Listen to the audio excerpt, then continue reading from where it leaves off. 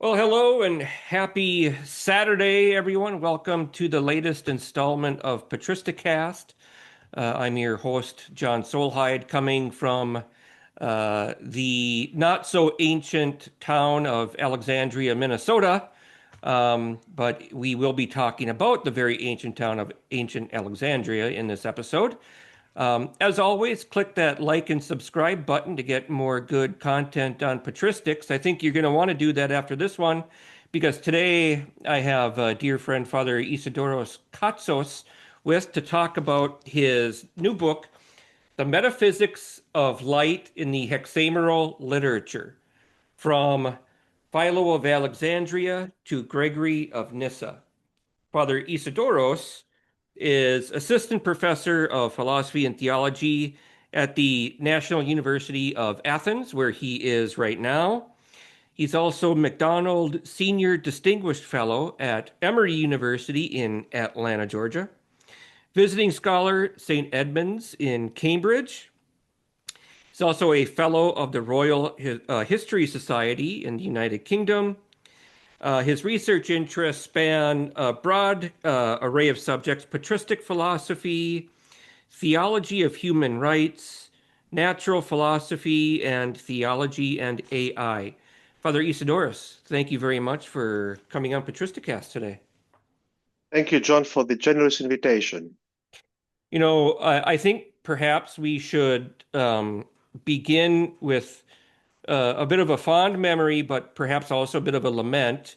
We met a few years back, must be like what, 4 or 5 years ago now, where it was you, myself, Christian Hengsterman, Pui Him Ip, and Seb Pomeroy, where we had this nice little Origin and Hellenistic philosophy reading group that lasted what we went for maybe what, a year, maybe not quite a year, and then we had to break up for various reasons. Sam and Pui had kids that were kind of their top priority at the time. Do you remember what we were reading? Was it the Psalms or Well, if I I remember think it was, correct, I I think it don't was know. the Psalms.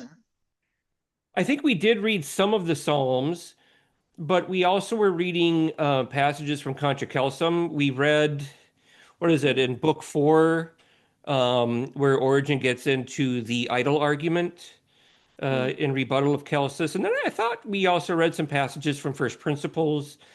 And then we read a lot from Seneca's Natural History, Oh, yes, if you indeed. remember right. Yeah. Pui was taking his jump into the ancient natural, physics of patristic physics and all the connection between physics and patristic theology. Yeah. And we he had this trajectory, and we kind of all joined forces, and it was very fun and interesting. It was, and uh, I had never read Origin with those questions in mind prior to that, really. So that group really influenced my own thinking about Origin as a reader of Origin. So in my own research now, I've started to get into some of those more philosophical questions and Origin's relationship with Hellenistic philosophy. So even though that reading group was quite short, I really did get a lot out of it, and I really appreciated our time together. And hopefully, at some point, the five of us can come back together and start doing this again.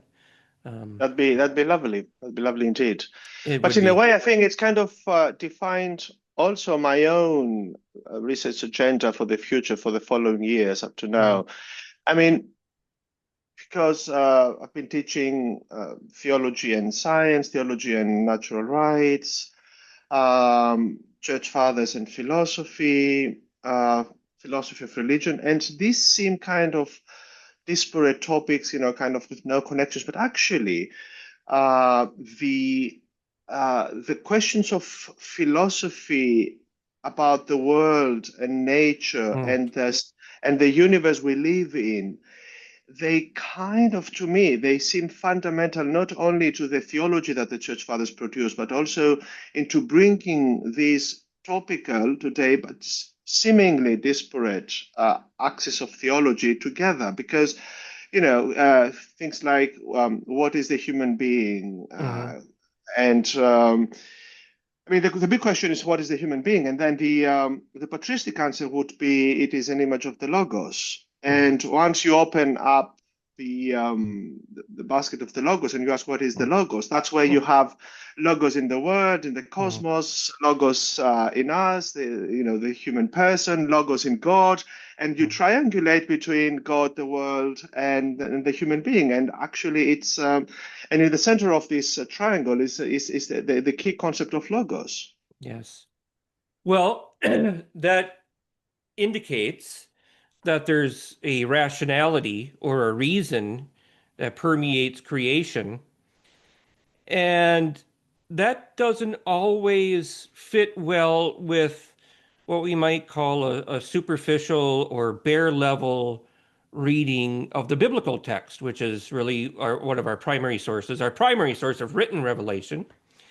So I thought perhaps I could start this conversation with you in your book on the metaphysics of light with a short reflection from Origen, who gets at, I think, one of the big problems that they needed to address with this question: how is the Christian view of the world and its logical coherence, its logos, consistent with very basic observations and with the written text? So here, this is from Origen's first homily on Psalm 77. For us Westerners, Catholics and Protestants who are watching, it'd be Psalm 78. I believe for Orthodox, it would still be 77, correct, Father Isidoros? Do you follow the Septuagint numbering? Okay, Yes, we do. We do. okay.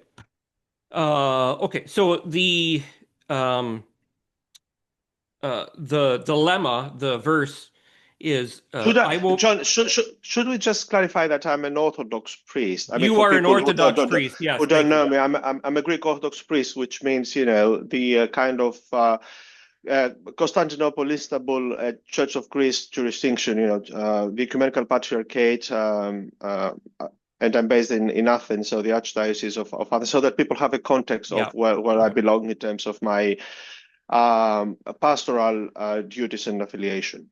Yeah, that's a good point. I don't know, perhaps the viewers wouldn't have picked up on the assumption of my question to you that yes, you are Orthodox, and I just wanted to clarify if you guys still use the Septuagint numbering of the Psalter, and perhaps they wouldn't have gotten that. So thank you for the clarification. We use the Byzantine text as it is transmitted down, through the centuries. So we still have the Byzantine lectern tradition, we have the Byzantine liturgical Mm. tradition, and the Byzantine program, daily program tradition.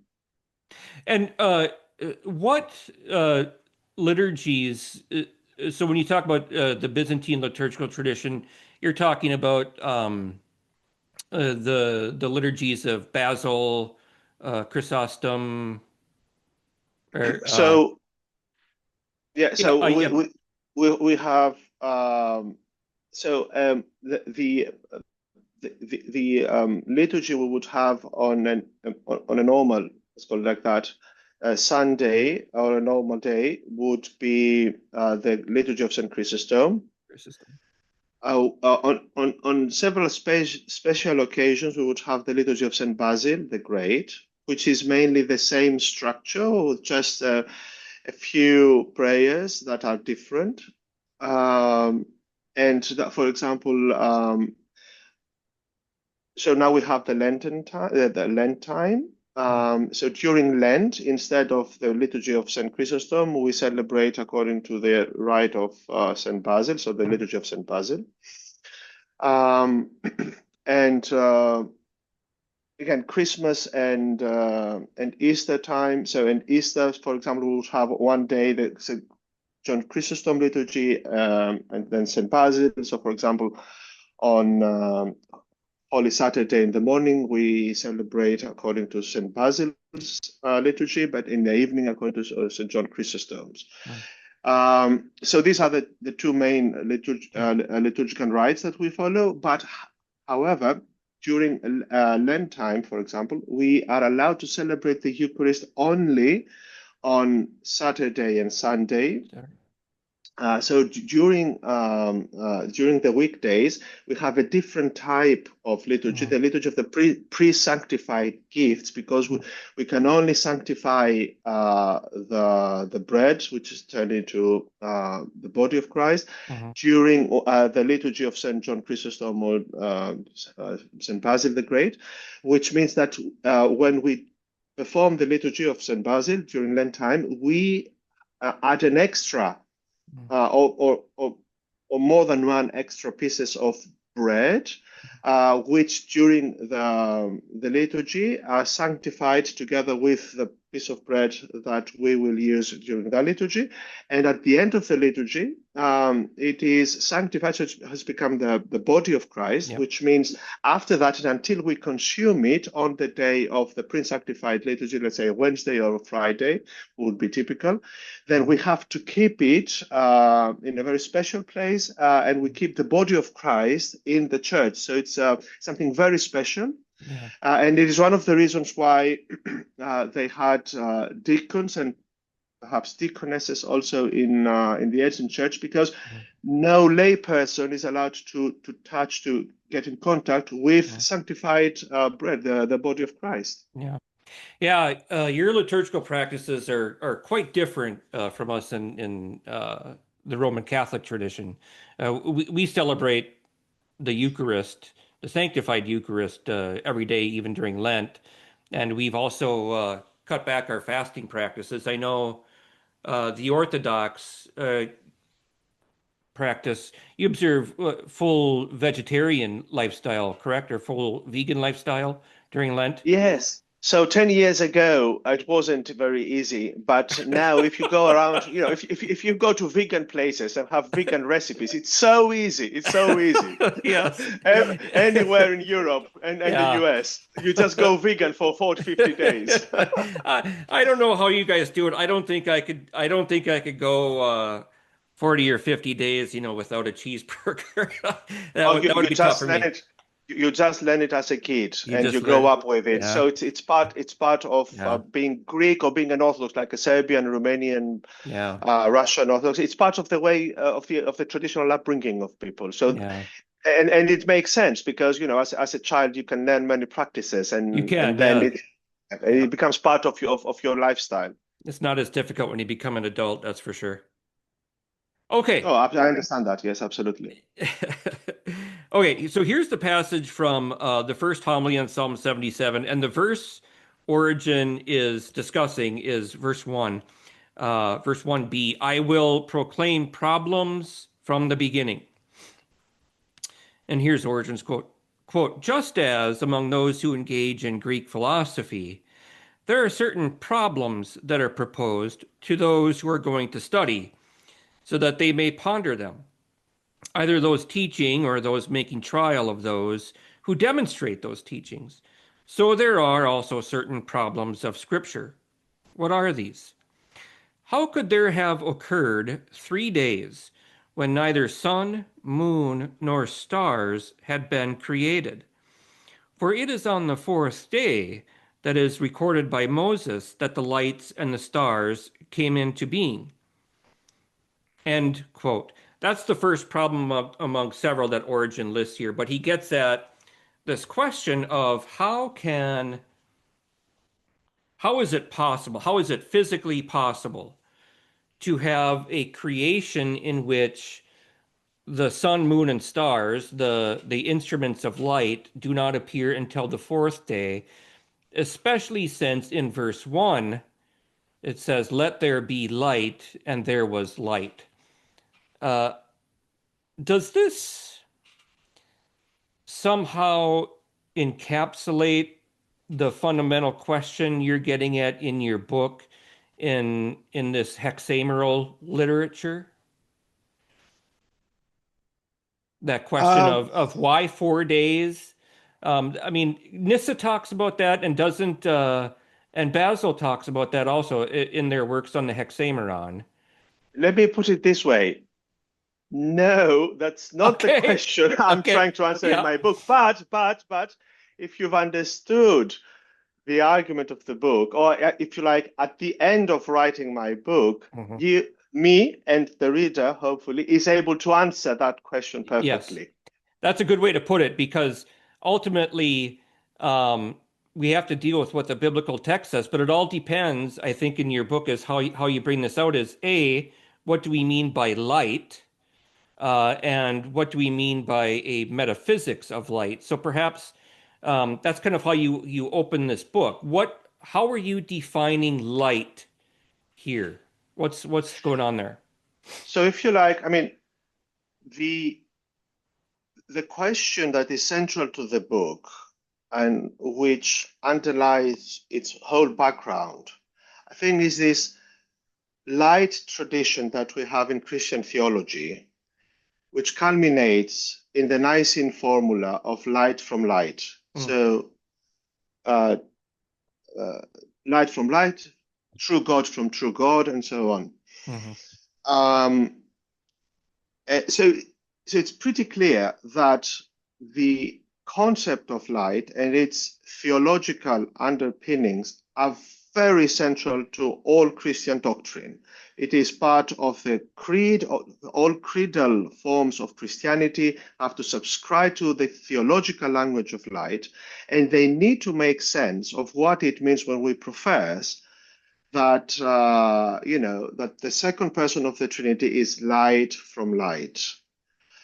mm, Um, I mean, think of it this way. I mean, we know that another image that the church uses, the tradition uses, uh, of course, it's biblically rooted as well, is that the Logos or the second person of the Trinity is the Son of God the Father.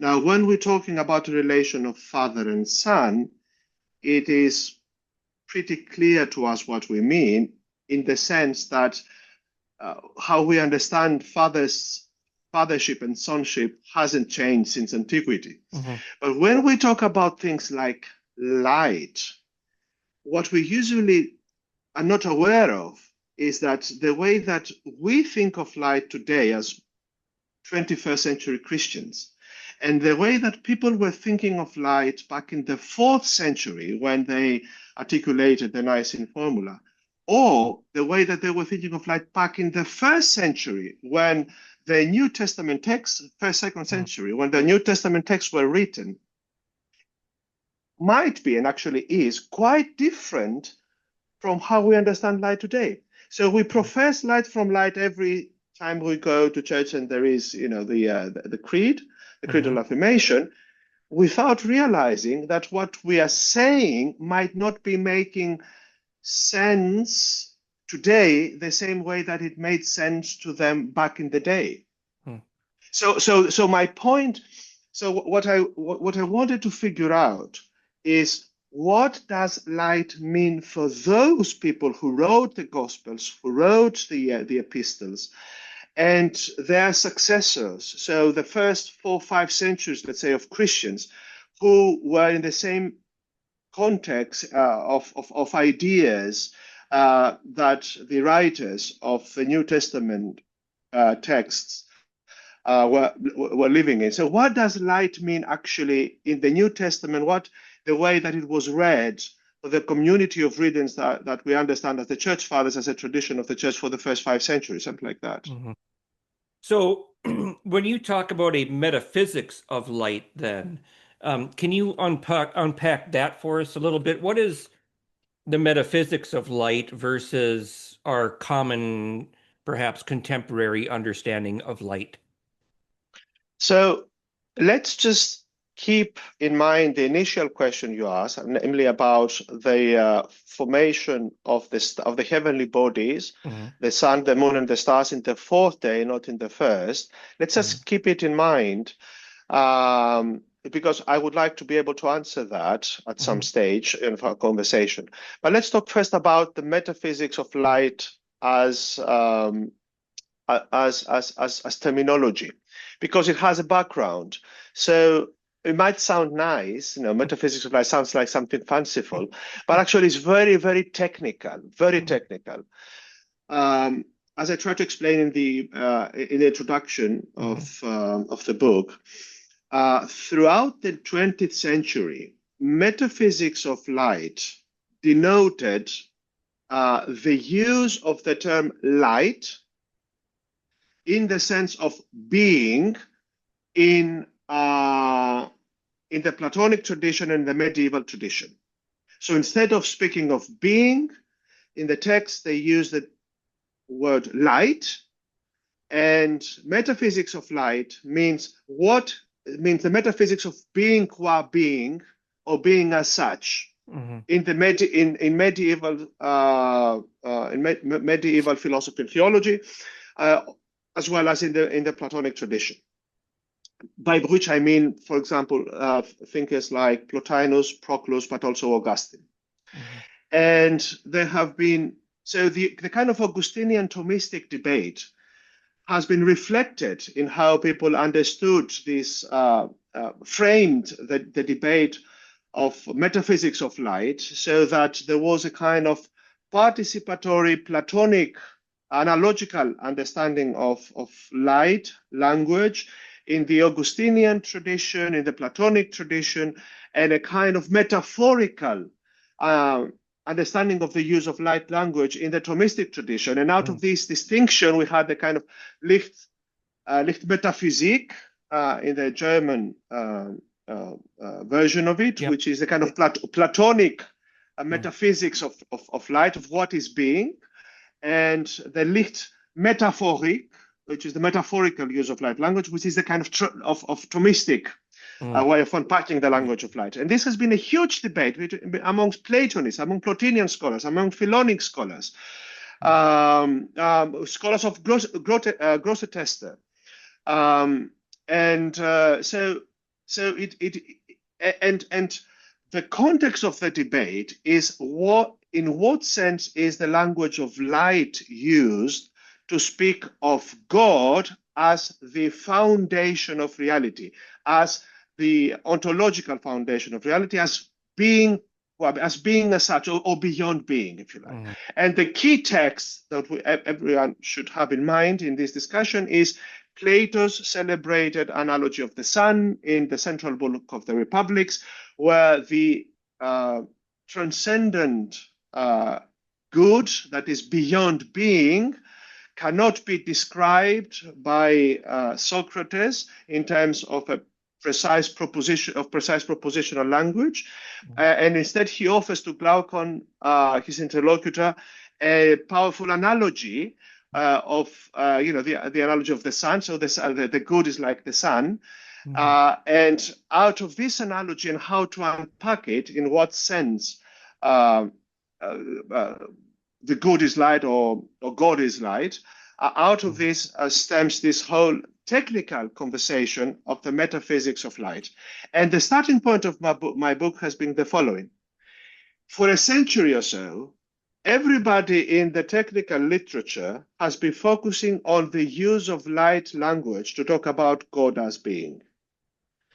Nobody, strikingly nobody, with some tiny exceptions which I mentioned, but mainly nobody in the main discussion has thought of what is light actually in the physical world for these people, so that we can understand in what sense those people understood the whether metaphorical or analogical language of God as light. What was the meaning of light? What was it? What were the properties of light they were thinking? What was the function of light that they had in mind, where they were equating being as such with pure light? Because if we don't understand that, if we cannot know the properties of light in antiquity, how they theorized light, what was the concept of light in antiquity, how can we make sense of how they use the language of light in order to talk of being as such, which might not have even properties at all? So all I'm saying is that for those people back then, they had a very immediate understanding of light because they were part of the discussions of light language in antiquity. But for us, we are disconnected from that literature. Mm. So when we speak of light, we think of light today either in terms of Newtonian physics or in terms of quantum physics or Einstein's general relativity physics. But these people did not know any of that. They had a very different understanding of that. So the big research question at the beginning was, what is light for these people? Mm. Okay, so let's tell that story then in brief here, because we still want the So, people to buy the book. so if I say, so when Jesus says, I am the light of the world, what does he mean when he affirms that he is light? Mm. What is it? So when he says, I'm the door, we have the notion of a passage. Mm-hmm. When he says, I am light, what is it that he aims to bring about? We can have it. So what is it that he wants to convey to his audience? Mm-hmm.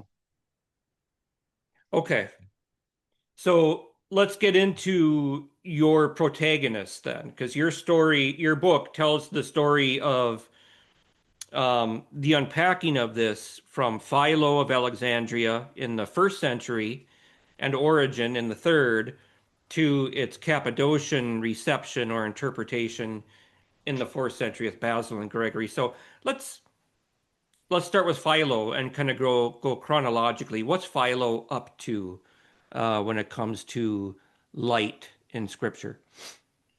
Oh, thank you very much. Honestly, we still don't know. David Runia, who is the great guru of Philonic Mhm, studies in the second half 20th century, late second half, early first quarter of 21st century. mhm, He wrote this wonderful, he has written an amazing thesis, which is key to all Philonic studies. And then he wrote a commentary to Philo's treatise on the creation of the world, mhm. um, which is a kind of Philonic equivalent to the Timaeus, if you like, Yeah, a kind of the Philonic version of natural philosophy in terms of scriptural biblical theology. But of course, for Philo, scripture meant what we call the Old Testament, right? Or yeah, if you like, the Pentateuch. yeah. And its interpretive tradition in the prophets and in the Psalms, in the poetic literature and the prophetic literature. Um, but but um, Runia says, there is this trajectory of the Timaeus, but there is also this trajectory of the Republic, Mm, the sun simile. And there was another great scholar, a generation before Runia, Niki Povrevsky. Sorry if I'm not mm, pronouncing it correctly. And he has been tremendously influential to David Runia's own research. And he had started a paper on light in Philo, which he never finished. mm, So Runia published the paper post-mortem, but of course it doesn't have it's not the detailed work that you would expect from a Philonic scholar on the passages, all the key passages mm, and the interpretations. So this is the kind of work that still needs to be done in terms of the Philonic corpus as such, which has already, we know a lot, and Niki Povretsky opened the way, and David Runia has given us many references, and he has given us insight and so on.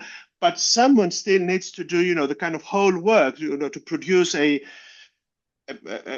profound research article or maybe a book, or the meaning of light or the notion of light, the concept of light in the Philonic corpus, mm, because so rich. And one of the key figures in the debate of metaphysics of light in the 20th century has been Philo. So one of the key figures was mm, Philo, the other key figures was Plotinus.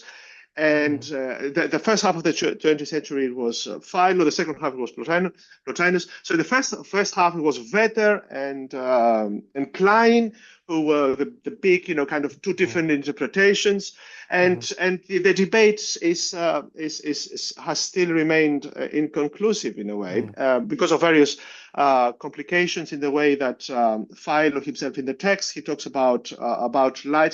So light, so the logos is a kind of intelligible light, and and the stars and so on, they are the kind of visible instantiations of light. But the language that Philo uses, it's kind of confusing and misleading, because he seems to be bringing some kind of form of some kind of immaterial of form-like aspect of light in the visible world, in the stars, and he and the logos. I mean, if the logos is the image of the Father, then the image itself ought to be light in some sense. But if the logos is the intelligible light, what is this what is the archetype of light? Is it the logos, or is it the transcendent Father of the logos? What is the? I mean, clearly it's the archetype, but then what is that Father? Is it light, or is it not light in some sense? Plotinus would have a story that it is not light. I mean, it's no qualifications, but not the Christians. I mean, not the Christians. For Origen, it's very clear from the beginning of the De Principiis on first principles that God the Father is light, but in a non-material way, in a non-material sense. And if I may, if could I say an anecdote here? Absolutely. My first encounter with my PhD supervisor Ron Williams, he asked me, because he's an expert on Origen, and he asked me, all this language of light and fire in the opening chapter of the De Principiis that Origen uses, why does he want to stress so much that it is fire, but not material fire, not material? Whom does he have in mind? I was in the very early stages of my research at the time. I wasn't, honestly, I wasn't ready to answer the question, but it kept going in my head as I was doing my research. Now, the answer is pretty clear. I mean, he wanted to push back to any materialist kind of understanding of light or fire as material element, physical element in the world in terms of his theology, because that would be a kind of Stoic version of light metaphysics. But why? I mean, who were the people who would still be Stoics? Just think of Tertullian and his notion of pneuma, of the spirit, which has kind of, all this kind of Stoic connotation. So Stoicism and Stoic physics is still influential until the question of the Holy Spirit is clarified in Constantinople in 381. Until that time, it is not pretty clear, this language of light, whether it is immaterial or material. I mean, clearly. So yes, so it's a lively debate, and this shift from Stoic physics to Platonic metaphysics is very, very important for the first Christian in order to clarify the language of light. And I owe this insight and all this problematic to the first question, the first day of my first supervision with Ron Williams. Well, you mentioned De Principiis. He has a very, so that part comes to us in the Latin translation of Rufinus, but we have the Greek text in a much, I think it's a lengthier discussion, but it follows the same line of reasoning that he does in De Principiis in Book 13 of his commentary on John, where what is it he's talking about? So God is light, I think in John 4, and Origen stops to ponder, what does this mean? And so then he says, we have to look at these passages which seem to depict God as being of some kind of material substance. So God is light, fire, and I cannot, spirit. God is spirit. So what does it mean when he's spirit? Is it some kind of like material substance? And yeah, there he really takes aim at the Stoics. But I seem to think the introduction of a fifth element, ether, that's Aristotle, right? If I'm not mistaken. And Origen even brings up those who bring up this fifth element. So I thought maybe he's kind of also including Aristotelians in that. I don't know, but it's clearly an anti-Stoic polemic. So should we just gloss all this by saying that everything I'm saying, the audience will find in the book. So actually, In the book. if they want, so actually, if they want the references, if they want the story behind all these kind of threads of Origen and Yep. Ether and the Church Fathers, it is all very meticulously Yep. pinned down in the book, um, and and perhaps maybe after that question, maybe should we say about how the book should be read by the interested reader, because I think it's very easy to read, but Mhm. one might be confused as to what to prioritize and what not. But let's come to that after the question, if you like. Okay. So the question is about your question about Origin and Ether, or is it about Ether? What's exactly the question? Oh, no. Well, you were bringing up De Principiis and Origen's discussion of God as light, God as fire, and God as spirit, and trying to respond to a Stoic physics, which I think is, I think my only point was that in his commentary on John, we actually have that discussion in its original Greek, because it's very similar, the discussion he has in his commentary on John and his commentary on, his De Principiis. They're very similar discussions. It's just, I think in the commentary on John, it's a little bit lengthier. I think he goes on to a little bit more length in talking about it, but perhaps we can use that to get into like what then. So you mentioned Stoic physics.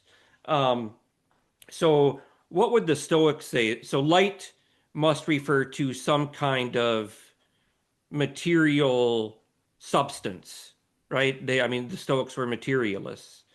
So then, how does Origen's argument in De Principiis articulate Origen's own vision of light and then his understanding of God? Okay, so let us pause here in order to say that what we're talking about is extremely fresh in terms of historical scholarship. Mm, Until my book, until the research I did for my PhD and then for the book, the mainstream approach in history of science has been that there are no ancient theories of light. There is no mm, physics of light in the ancient world. There are different ways of unpacking this absence of a physics of light. So, one extreme line of thought, especially prominent in the French scholarship, is that we cannot actually decipher how they understood light. Light means sight, mm, and it's phenomenological. And precisely because there is no physics of light the way we understand today, it's a concept that we cannot really correspond to our concept of light. The more uh, moderate position that we find in Anglo-Saxon scholarship is that light was subordinate to sight. It was an instrument of sight. Light enabled sight. But again, we don't have any theories of light in the ancient world because we only have theories of sight. So the Greeks, the Romans were interested in the phenomenal world, the world of the senses, as a phenomenon, as something that appears to our senses. And therefore, they were not interested in light as such, in the mechanics of light. So they were interested in vision, how mm, we see vision, and the mechanics of vision were the context in which they developed theories of light as a necessary step in order to understand how the visual apparatus works. So that was the mainstream mm, position. There have been some opposite voices, but Lindbergh, for example, who has been quite influential in my own thinking because he seemed to me persuading what he was writing. But Lindbergh focused on the medieval tradition. He focused on Plotinus. He didn't do the work for the church fathers, for the Christian tradition. I mean, the early Christian tradition. So that's the one thing. The second thing is that Lindbergh didn't even do the work for ancient philosophy. So if we search for works for research on what is Plato's theory of light, What is Aristotle's theory of light? What is the Epicurean theory of light? What is Heraclitus' theory of light? We will not find a lot of research on that. We will find light as part of different discussions and conversations, but there is still no major work, no book, no monograph on light in the ancient world, light as such, not on vision and visual theories. There has been lots of work, especially between 2010 and 2020, has been a lot of work, again, on vision in antiquity and theories of vision. And there have been some influential, has been work done on light as part of theories of vision of the different philosophical schools, but no research on light as such, presumably because it has been quite contestable and contested whether one can articulate light as a physical element worth of taking notice as such in nature, just as we do. We study light because we're interested in light. Now, the reason why hexameral literature, so hexameral literature means the early Christian commentaries on the first chapter of the book of Genesis, the 6 days of creation, hexi, six in Greek, hexameron, day, 6 days, hexameron. The reason why, for me, that was a surprise is because, in the first day of creation, where we see, let there be light, there was light. And in the fourth day of creation, where we hear, when we read in the text, and God created, let there be luminaries, and God created the luminaries. There are no eyes in creation. There are the human being appears in the 6th day of creation. There are some fish and reptiles and birds and so on in the 5th and the 6th day before the human being. But humans appear only in the 6 days of creation. So it would be quite strange if for the biblical reader, for the biblical author, as well as for the biblical reader, light was subordinate to sight as the mainstream narrative goes, but there are no eyes to contemplate light for 5 days, and only at the very end of creation do they come. Now, there are some reasons why one might think that this could make sense. For example, like a teleology, it is a teleological narrative, that it all culminates into what is more important, kind of the human, the human person and vision as part of the human apparatus and so on. But, and that was, the starting point of my own research, which was a kind of research that had to be done in conversation with the philosophical sources, because, as I said, this work hasn't been done. What happens in Greek philosophy? What are the theories of light that we discover in Greek philosophy? Let me say that if you read the hexameral author, so Philo of Alexandria that you mentioned before, Basil the Great, Gregory of Nyssa, if you read them, they have extensive passages where they talk with great detail about the properties of light, how it moves, how it refracts, how it reflects, its speed, that it moves as fast as thought moves, Gregory of Nyssa says. It is thought-like in terms of its motion. The formation of the light ray in the universe, so it's rectilinear, and so they have extensive. They report and they develop extensive properties of light, physical properties of light. And now, I am a theologian, philosopher. I'm not a scientist. So, if I wanted to incorporate, to integrate the physics of light or be inspired by physics of light in my own work as a philosopher and theologian, I would go and read a book that some scientist has written on it, because I don't have time to do. I'm not using a telescope. I'm not an astronomer. I'm not a physicist. I'm not solving equations and doing science experiments in the lab. I'm a theologian. And presumably, so were the great fathers of the church, so Philo and Basil and Gregory of Nyssa. So they relied on knowledge about the physics of light, the nature of light, the properties of light that they found in the libraries of their time.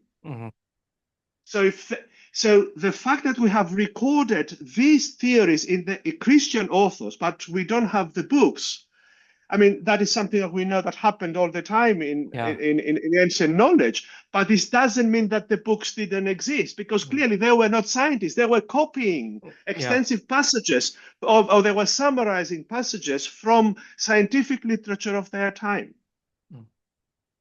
So one major concern is, or aim of a researcher, is to trace those lost sources. What were they? How and where did the ancients reflect on light? Where are these? What are the treatises that they had? And which is one of the arguments, for all this other kind of reading of the text, which suggests that there is no physics of light in the ancient world. So, where are the texts? And that's where we get into one of my major discoveries, I think, while reading the texts. And you kind of have to read the sources in the original language, in Greek, in order to be able to figure that out. Translation won't do it. And one of the major discoveries, I think probably the most important discovery I made as a historian of these texts, is to realize something that probably I should have known, but I didn't know as a Greek, that light, phos, and fire, pyr, in ancient Greek mean the same thing. They are synonymous. Something I didn't know. So if you go to the earlier texts that speak about light and fire, for example, in Parmenides, the poem, Parmenides' poem, at the end of the first section, he said that, the first duality that he's talking about is light and day. And then, or maybe light and darkness, light and day, I think. And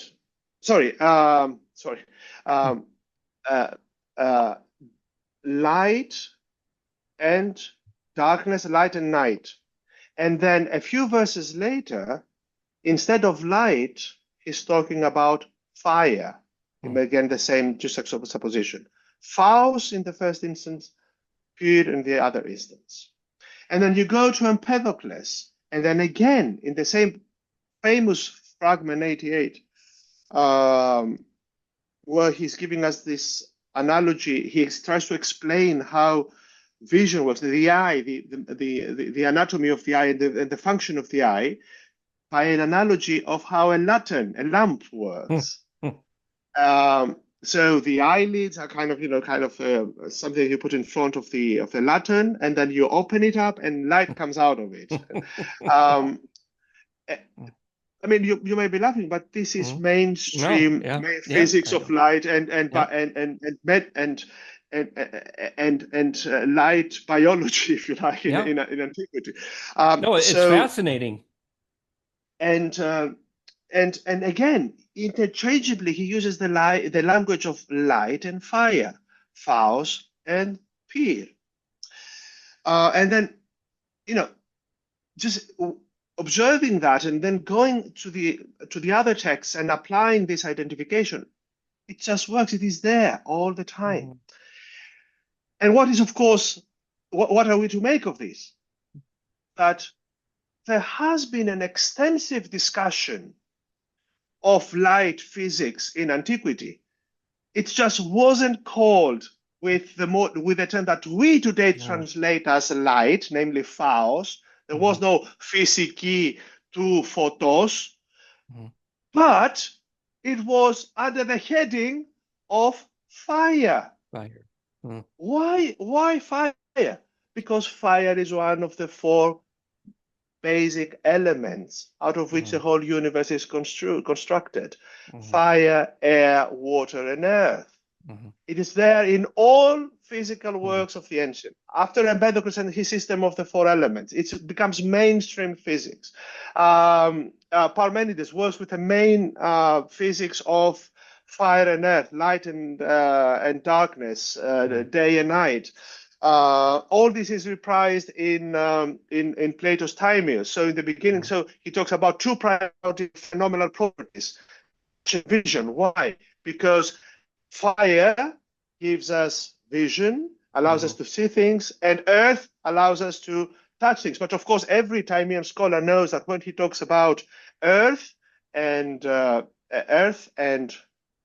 fire, there, he doesn't mean earth, kind of a piece of dirt, but what he means is tangibility. It is a metaphysics. It is a property of things. It's tangibility, and what he means by fire is visibility. Things that things can be seen, and the way that he unpacks all these so for in the Timaeus, the basic structure is that these are the two extremes of physicality, not in terms of elements, but in terms of qualities. That we have that. All things that belong to the sensible world. How would one define the sensible world in a Timaean Platonic universe? Sensible thing is something that has two basic properties: visibility and tangibility.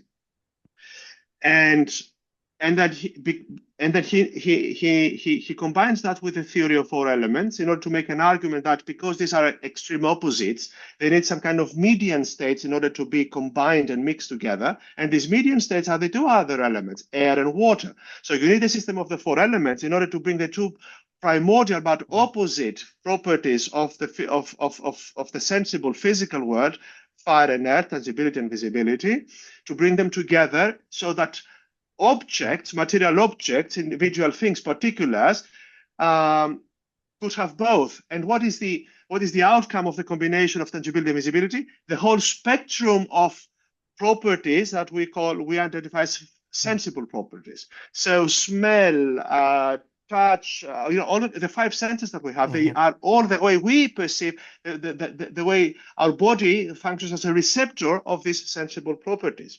So actually, what happens is that fire or light, if you like,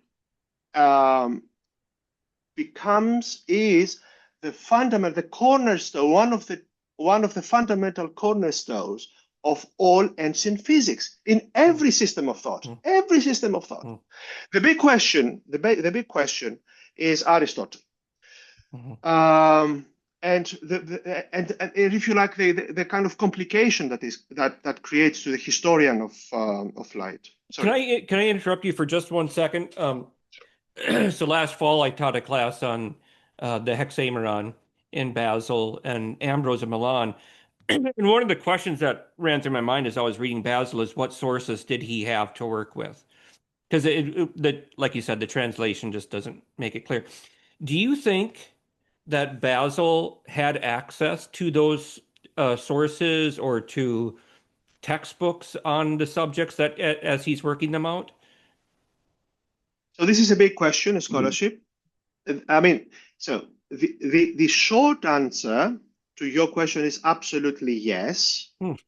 But the question behind it is, what kind of sources did he use? Namely, did he use the original sources? Did he read the Timaeus himself? Did he read the De Anima himself? Or did he read the De Caelo on the heavens? Or was he reading second-hand literature? So textbooks, in school textbooks that were summarizing all kind of the theories, or that were having kind of compound chapters. For example, one example that we have is Alcinous' Handbook of Platonism. We have other examples as well. So the big question is, did they use the originals? Did they read the original texts of Plato and Aristotle and the Stoics, or were they reading summaries and textbook renditions of these works? Now, I can answer this question with absolute certainty regarding Origen and Gregory of Nyssa. I cannot answer it with absolute certainty regarding Basil himself. Okay. So I'm absolutely certain that Gregory of Nyssa had the text of the Timaeus on his desk all the time while he was writing his apology on the Hexaemeral, on his brother's Hexaemeral. It is impossible to have the detail analysis, the depth of reflection on the physics of light and the celestial mechanics that Gregory exhibits in his apology without being in profound dialogue and conversation with the Platonic text itself. To me, it's impossible. The case is not necessarily the same with Basil. He could have very well, from what we see in the text, in the Hexaemeral homilies, he could very well be relying on secondary material that he could easily access through a strong local library, like in Caesarea. He didn't need to go to Alexandria, or definitely in his school days in Athens. He studied in the academy, so there they had the whole corpus, and they clearly had some kind of synoptic expositions of Platonic, of the, not only Platonic, but also of other schools of thought. And he must have brought some of this with him back to Caesarea.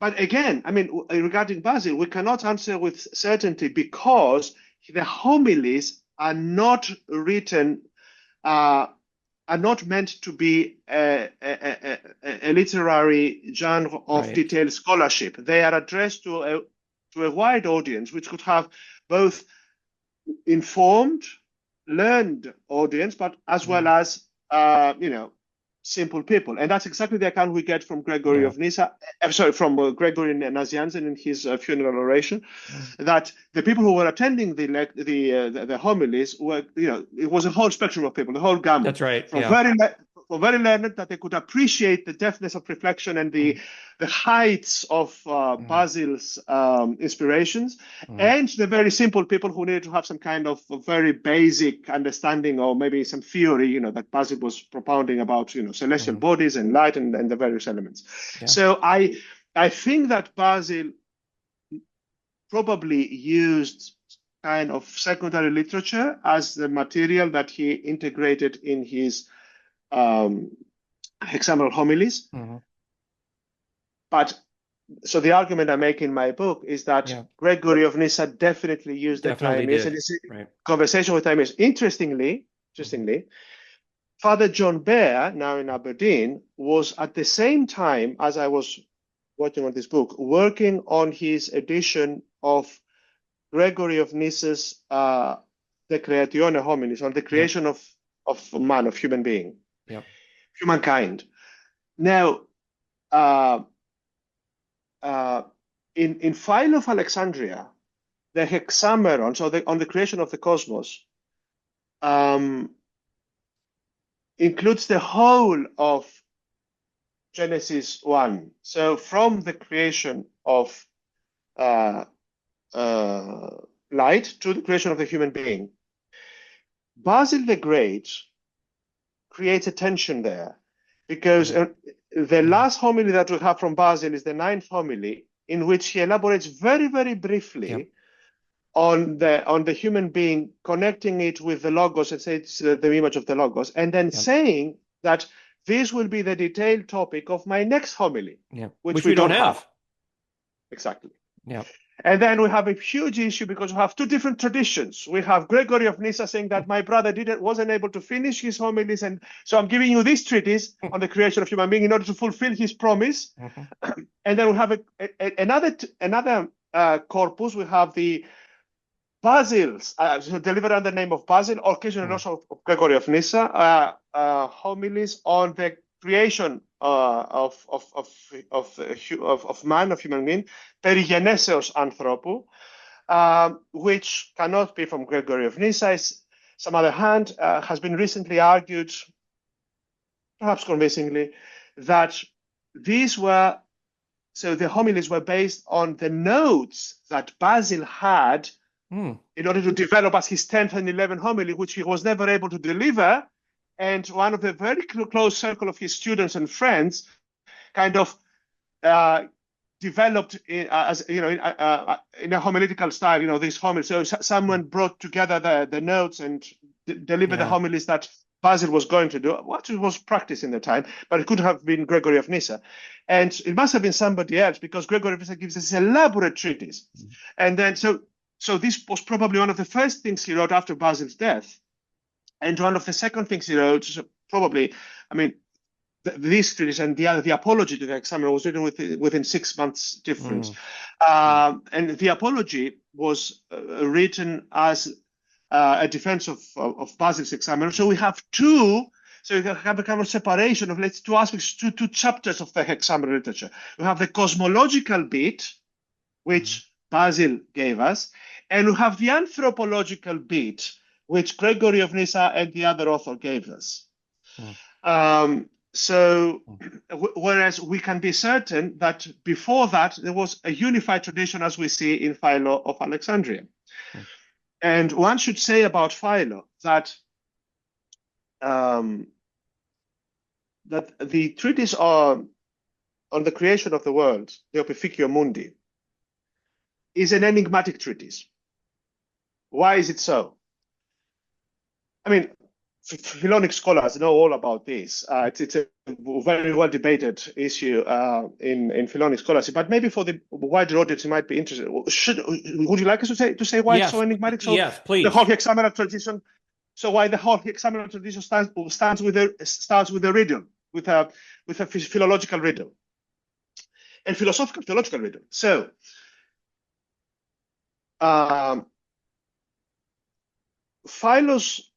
Philo's work is the whole Philonic corpus is usually divided into 3-4 different kinds of treatises. Let's say, which has to do with the genre. So we have the so-called allegorical commentary, which is, as the title says, an allegorical commentary on the Pentateuch. We have the how's it called? The exegesis of the law, the exegesis of the law, which is a different corpus, seems to be a different corpus, which starts with includes the life of Moses, the life of the patriarchs, Abraham, Jacob, Isaac, Abraham, Isaac, Jacob. And then we have the questions and answers. Have another short corpus, which is the questions and answers, which is very dialectical. And then we have his so-called, his treatises, his letters, and his so-called philosophical treatises, like on the eternity of the world, which doesn't seem to relate, which is not hermeneutical, because all the others relate to the scriptural text and exegizing the text. Now, if we compare the exegesis of the law with the allegorical commentary and the questions and answers, it is clear that he works with different philosophical frameworks.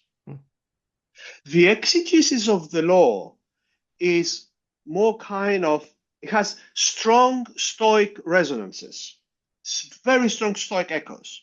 It begins with, this theory of nomos empsikos. So the big question is when he begins with Abraham, for example, if Abraham lived before Moses, how is it possible that he was a virtuous person?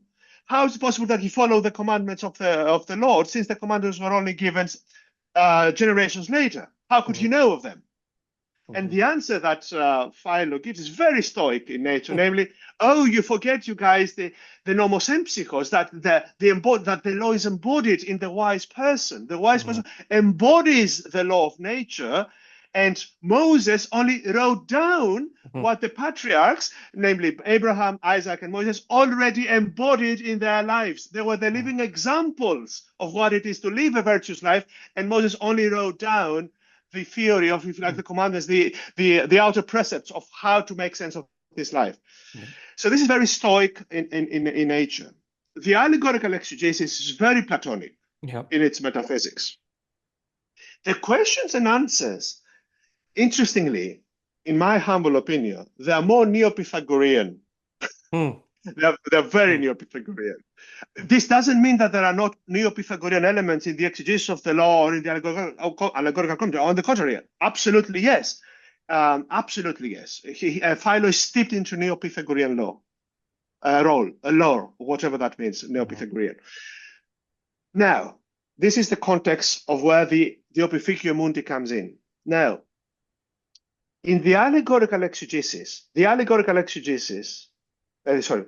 commentary begins with Genesis 2. It doesn't begin with Genesis 1. We don't have the Genesis 1 version in the allegorical commentary. The Opificio Mundi is part of the exegesis of the law. So he's paraphrasing the Pentateuch and he's exegising it. So because it was missing, because Genesis 1 was missing, at some point the Renaissance editors of the Philonic corpus, they said, okay, we cannot be starting with Genesis 2, the allegorical. We have to start with Genesis 1.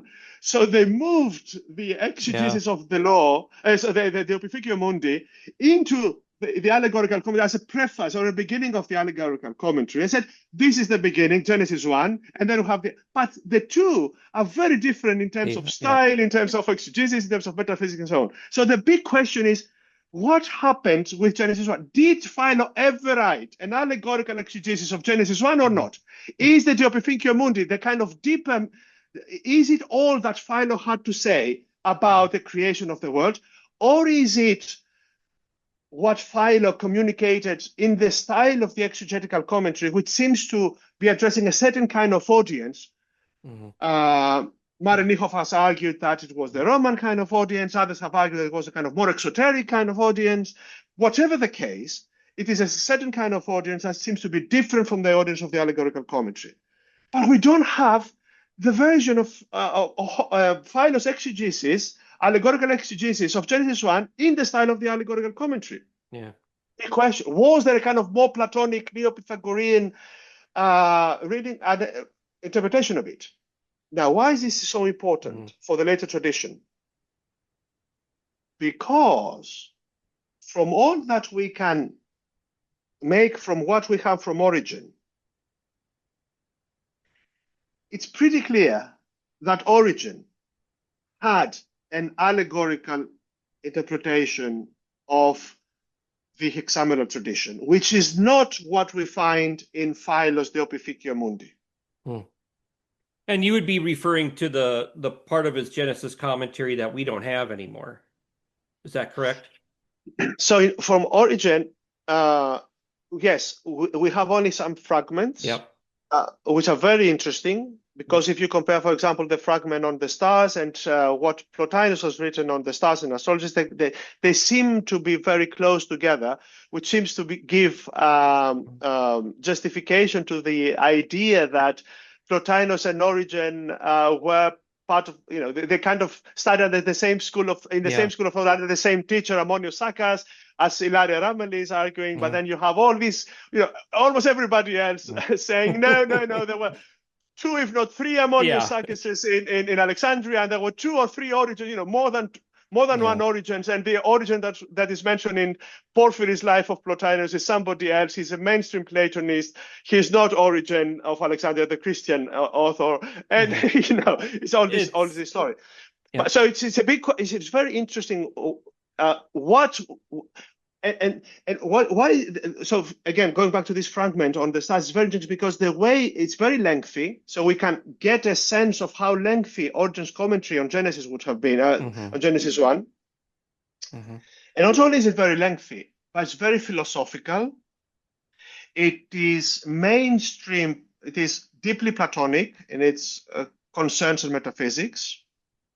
And it starts with, and it has, the kind of literal reading and then the deeper kind of readings. But we don't get a full allegory until we go to the homilies on Genesis. And then we have the first homily on Genesis, which deals with Genesis 1, the whole story, which is deeply allegorical, it has almost no physics of light, no, all this kind of celestial mechanics or, water biology, things like that, what you'll find, or the details that you'll find in fragment 14 about the stars. Nothing of it is there present at all. And what you have is an allegory, an anthropocentric allegory about Christ and the human being, and Christ as the sun, and the church as the moon, and the disciples and the saints as the stars and the zodiac. And depending on how virtuous you are, the more brightly you will be shining in the company of Christ, and more closely you will be to Christ, which comes very close to the ideas expounded in Philo's allegorical commentary in terms of virtue and light and brightness. So to me, there was clearly a kind of allegorical tradition, clear allegorical tradition handed down to Origen, which was not the same as what we find in the De Opificio Mundi of Philo. It is the De Opificio Mundi with its Platonic, strong Platonic echoes and resonances and themes, is much closer, I think, to Basil's project of the Hexaemeron, which is very different from what other people have been doing at the time, which is more literal than allegorical, than what we see in Origen's allegorical the homily. The homily. And in the homily, so homily 1 is would correspond to Genesis 1. So what we see that there was a kind of allegorical interpretation handed down in the church about Genesis 1, which we see evidently in Augustine, for example. Yeah, it's there. It's boom. You have all this, and you have a kind of more, I don't want to call it scientific, neither literal, a kind of different style. Let's call it natural philosophy. Let's call it natural philosophical reading of Genesis 1, which again we find in Augustine at literal, and which is the project of Basil Basil the Great. Now, just on Genesis 1:14, the stars and everything. Basil, in his homily, I forget which homily it is. Is it homily 3 or 4? If I remember right, he seems to follow the fragment of Origen on Genesis 1:14 rather closely, because their Origen is refuting astral determinism, and I think Basil has a very similar discussion there, if I'm not mistaken. Is that right? I can't remember if my memory is accurate or not. I think it's kind of later, because homily 3 is on the firmament and on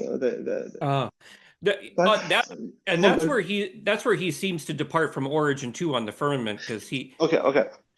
Let's not worry about the number of the homilies. Yeah. But okay. So one of the things I'm trying to bring out in the book is to help us realize today how important Basil's hermeneutical project is for us, and how foreign it must have, how innovative it must have been for his contemporary readers and audience, which is the reason why it provokes such a resistance. And we see that in the beginning of Gregory of Nyssa's Apologies, we have a list of 9 questions.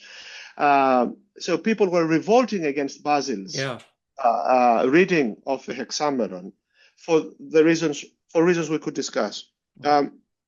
So Basil wants to have not a literal, but a reading of Genesis according to the letter, let's call it, picking up from Augustine. So, as he says, when I read grass, I want to understand grass. When I read water, I want to understand water. Why?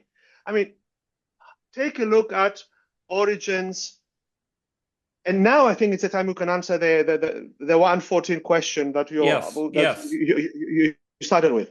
So Origen, in his homily, the first homily on Genesis, when he's talking about the waters, he says, "Oh, don't think these are waters, Yeah. This is the fallen, this is the fallen Lucifer and his legions. Yep. These are the Yep. evil spirits.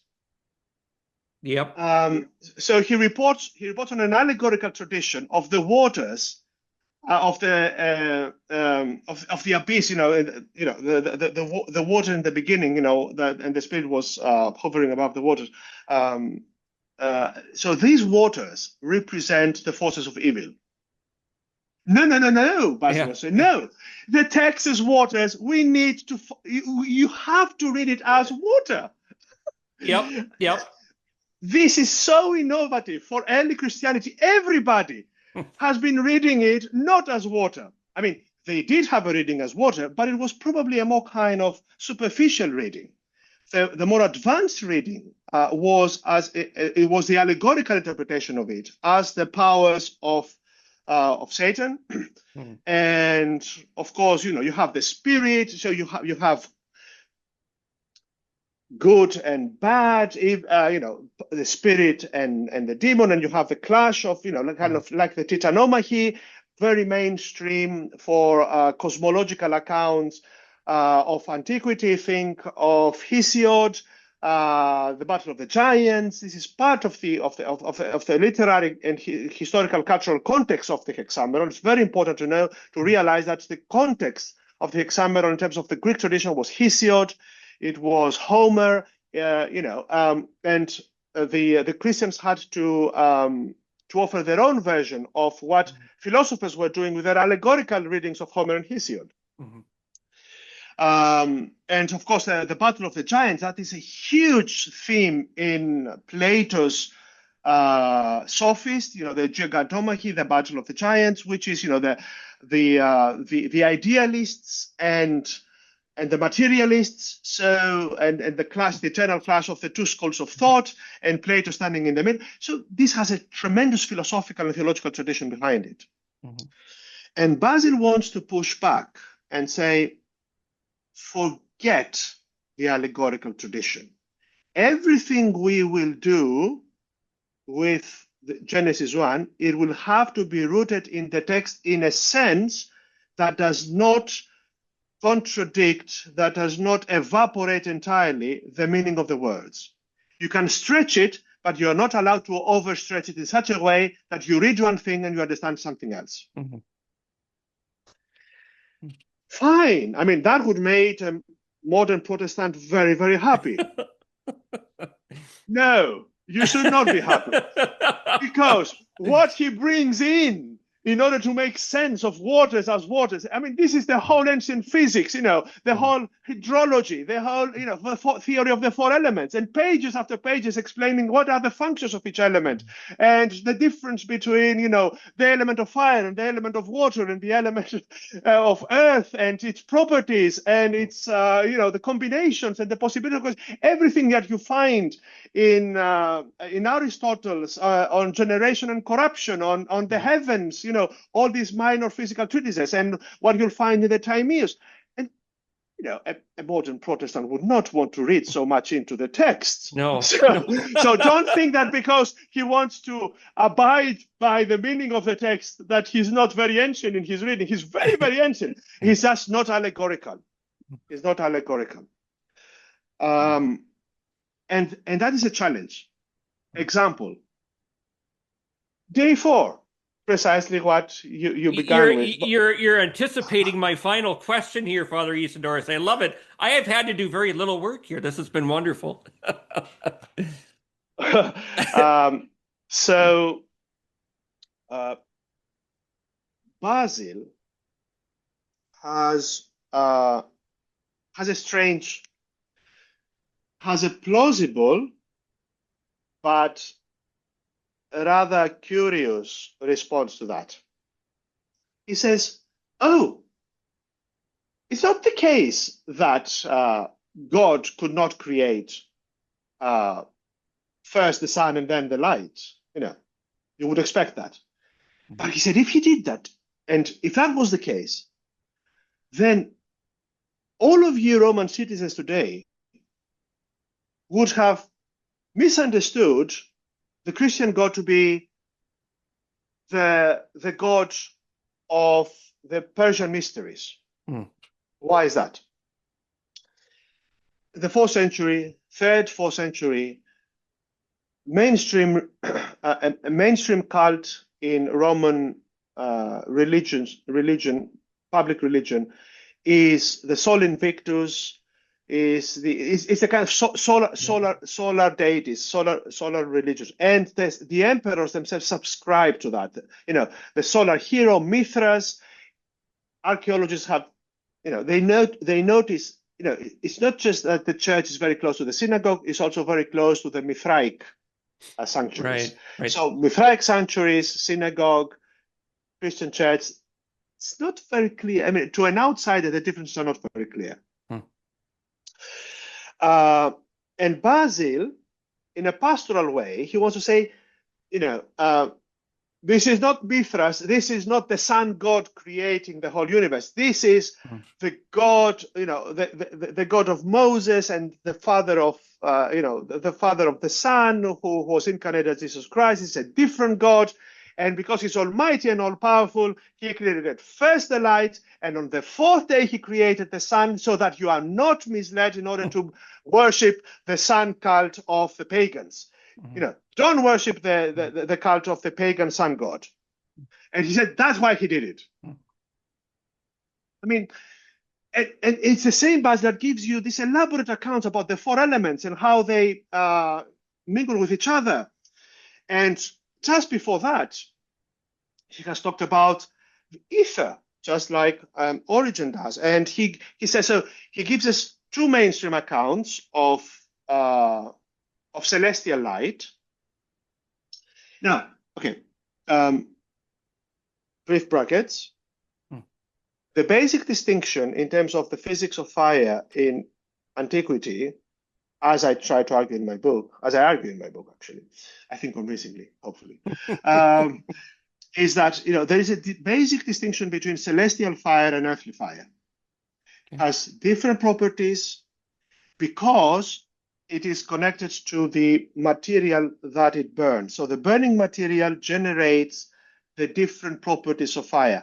Purer material generates brighter and purer fire, purer light. A denser material generates less bright, more colorful light. So if you like, the more earth you have, the more the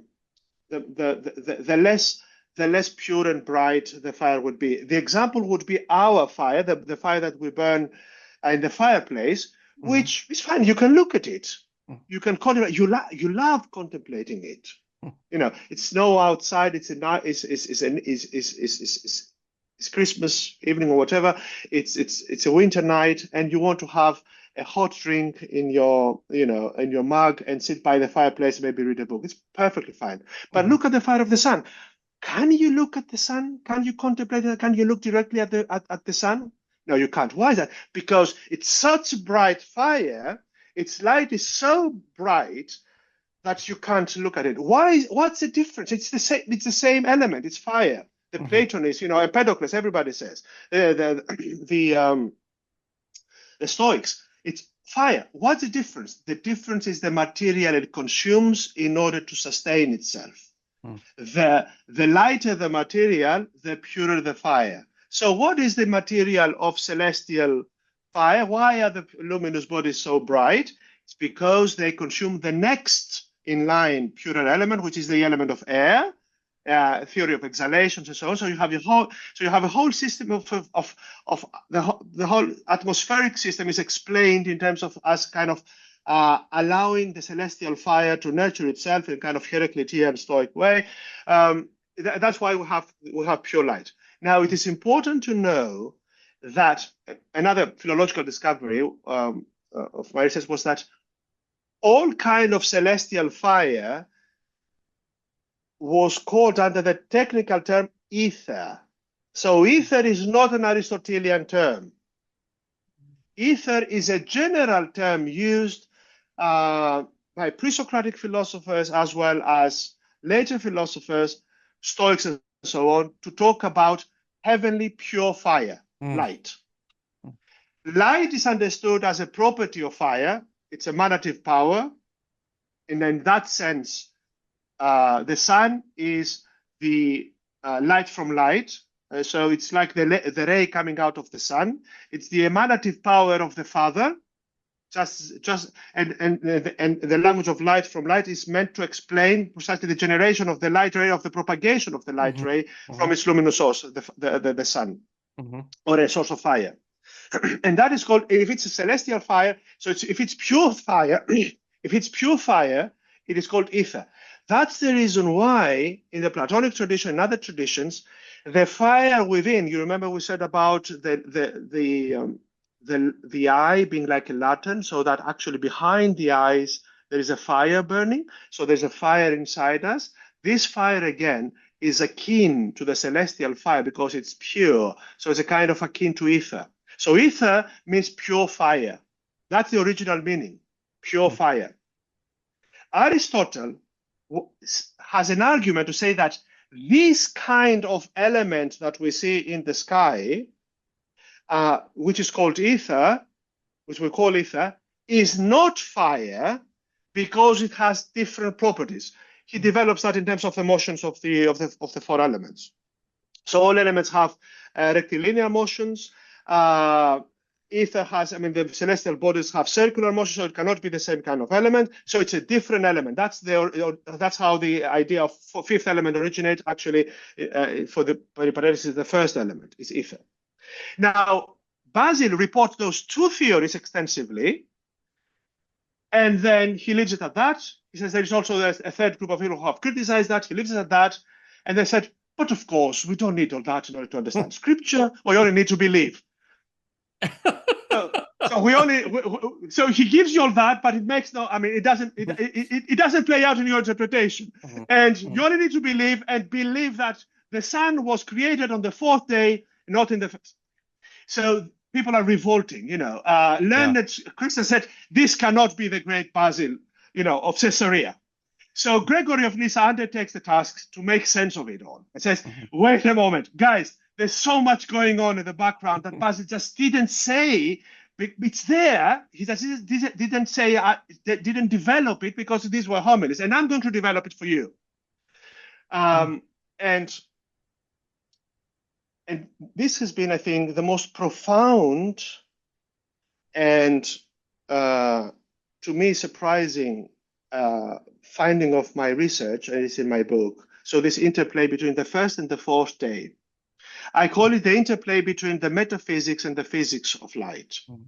So I call the fourth day the physics of light, and I call the first day the metaphysics of light. In what sense?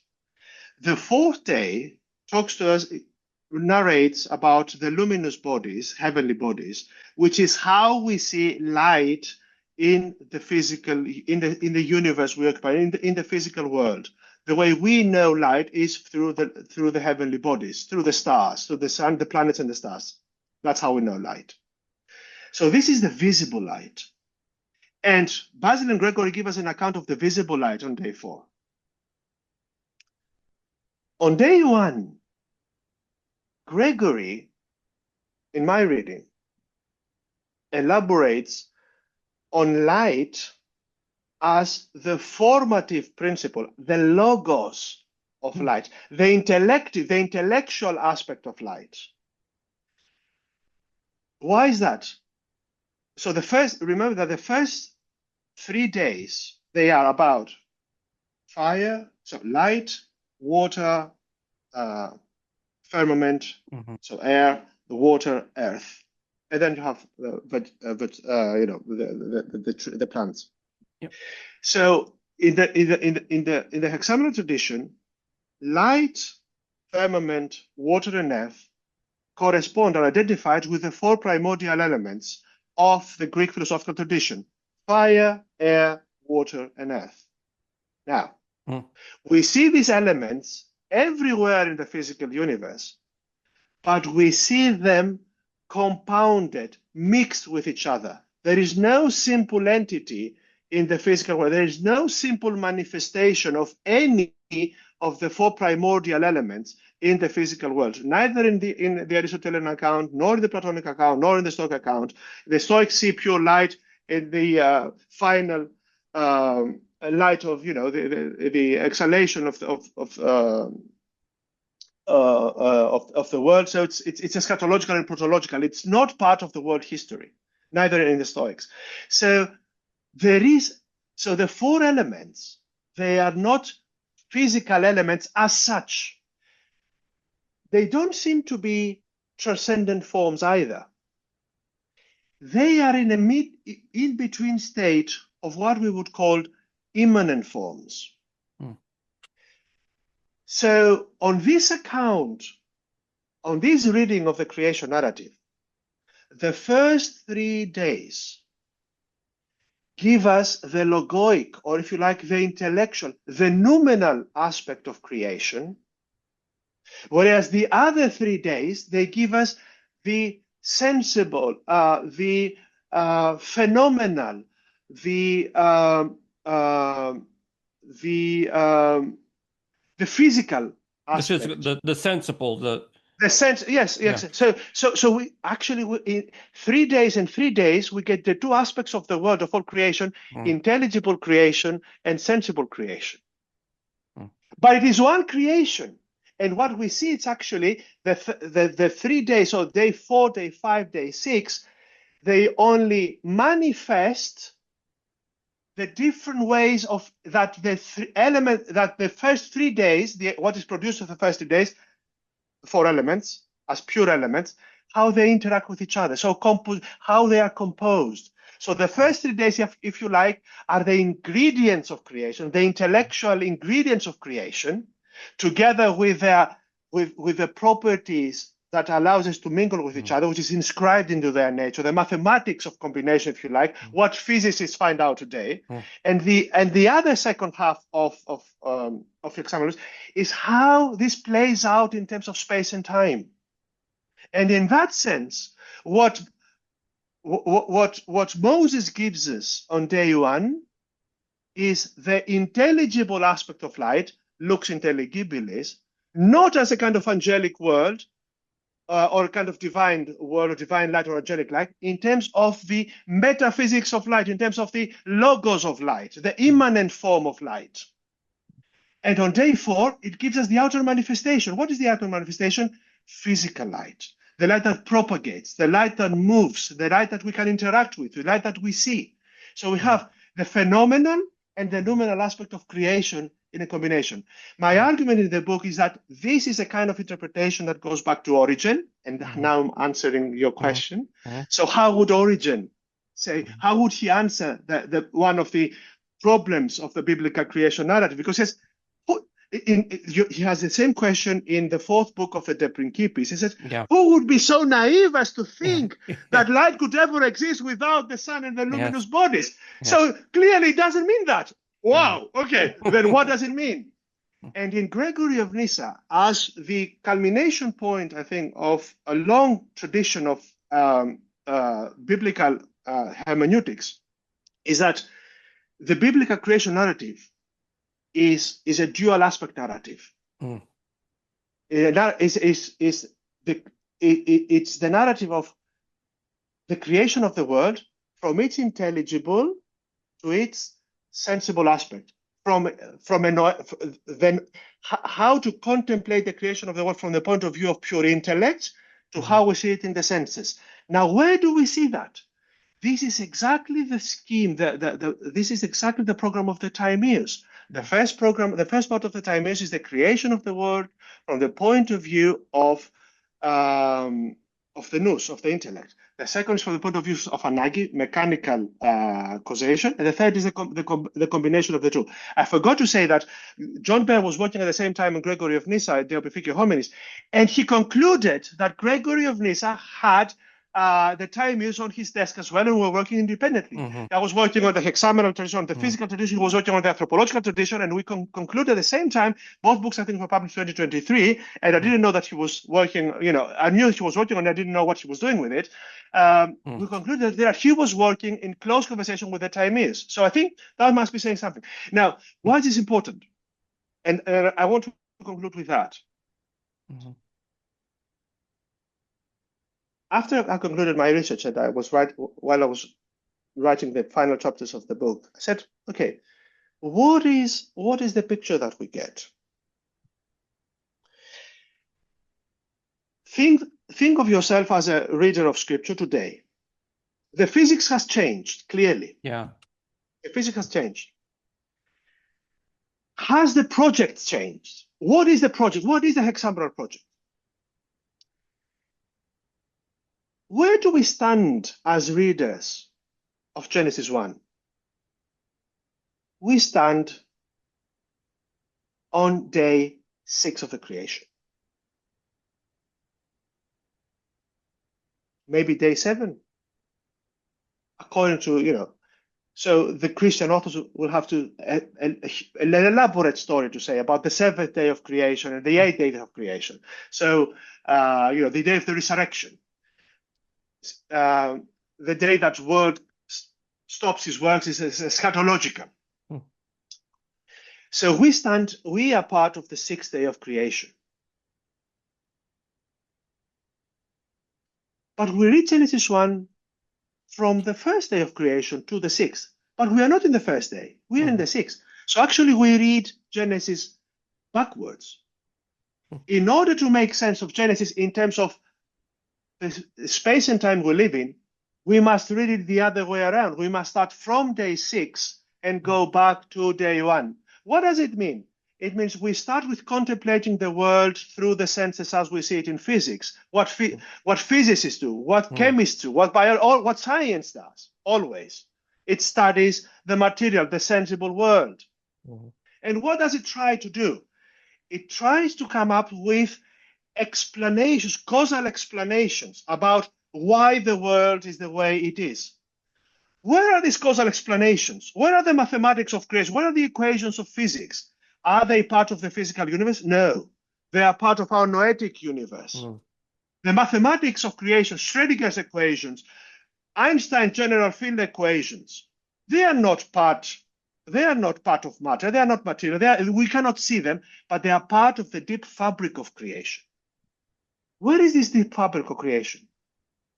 Where do we find that? We have to study the world first and then immerse ourselves in the world as intellectual, rational creatures in order to discover, in order to uncover its rational templates, its rational foundations, namely the mathematics of creation. And that's exactly what the Hexaemeral project is about. Realize that you are not placed in the first day of creation, you are placed in the 6th day of creation, and start reading backwards.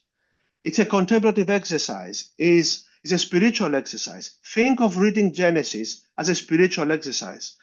Move from day 6 of creation, the space and time as you know it, back to the very beginning, the Big Bang, let's say, which is what? Day 1? No, the Big Bang is not day 1. The Big Bang is day 4. That's the point. The Big Bang is day 4 because that's the beginning of the physical universe. What is day 3, day 2, day 1? This is the mathematics of creation. They didn't call it mathematics of creation. They didn't call it science. They call it logos. They call it noetic creation. They call it intelligible aspect of creation. Is that God? No. No, this is mathematics. This is physical equations of physics. This is natural theology, natural philosophy, if you like. But once you ask the question, and how did that all come about? What is the place of the mathematics of, where do the mathematical equations, what is the place, where do they belong? Well, they clearly belong in the mind. But wait a moment, we were not there on day 1. What kind of mind sustains the physics, the mathematics of the universe from the beginning till the end, while we know that humanity is not going to be there forever? It has to be a different kind of mind. It has to be a maker mind. That maker mind, Plato's demiurge, that is a Christian creator God. So actually, understanding the creation of God, Hexaemeral, requires us to understand the physics of the universe, to do science, but not stop there, to move from science to philosophy of nature. And once you are in the realm of philosophy, and you ask the question, and what is the place of the logoi? What is the place of the logos, the formative aspect? That's where you end up with the idea of the logos as the place of the forms of ideas. And what is that? Philo of Alexandria, the logos, who is the realm of the forms, and who is the image of the Father. And you have the whole history, the whole philosophy, and then of course then you are in the realms of metaphysics, pure metaphysics, and that's where the old discussion of light as an analogy of being as such, being qua being, begins to make sense. Once you're in the realm of logos, but before you go there, you have to do the whole anabasis, the whole ascent, the whole anagogical ascent from space and time as we know today in 2026, not back in time. But you have to go back in time, as scientists do, in order to find the Big Bang or whatever is there, whether there's a Big Bang or not, and then move not backwards anymore, but inwards, where in the realm of intelligible causes, which is the realm of the mind, in order to discover and ask questions, in order to discover that there must be a kind of maker mind independent of the human mind. And what is that? That is Physici Theoria. That's the whole project that we see, a kind of natural contemplation, which, in a very impoverished sense, if you like, comes down to us as a project of natural theology, which is reduced to a very tiny bit as kind of rational arguments for the proofs as proofs of the existence of God, which is only a very superficial, tiny aspect of the whole hexaemeral project or anagogical project of how you read nature in a theological manner.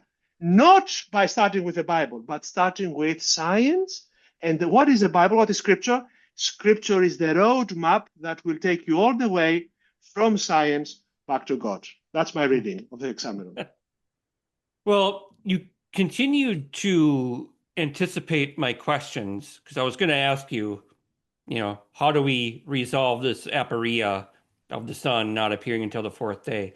You didn't anticipate this question, though, and this is the question I'm going to end with. Let's say there's a really bright young man or woman watching this video, and they think to themselves, boy, this is really interesting stuff. I want to get into it. And I want to work on a project that picks up where Father Isidoros left off. What advice would you give to that young scholar? What is left to be done, or what's the next step in this process of research?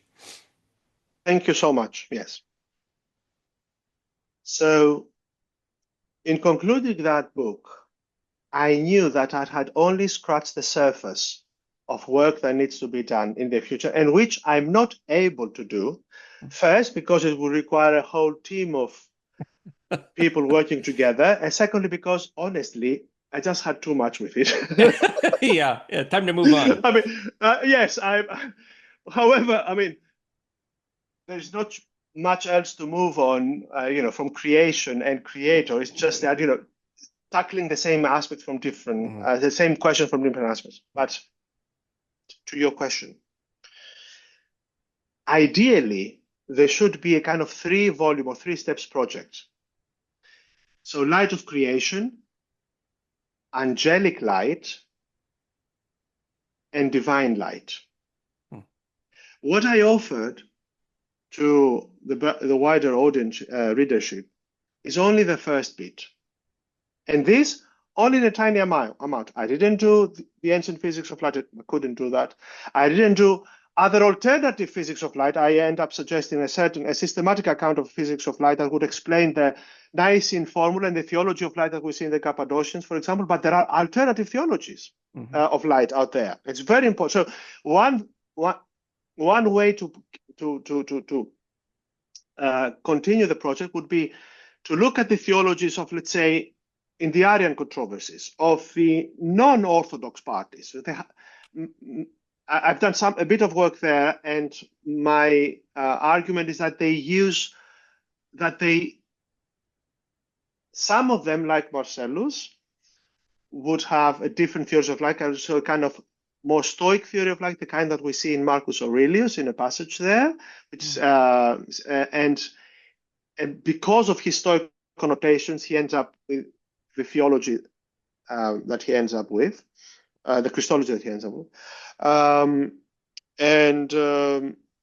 whereas the Arians and Eunomius, I think they'll have the same theory of light as the Cappadocians, but they would be answering a big aporia differently. So,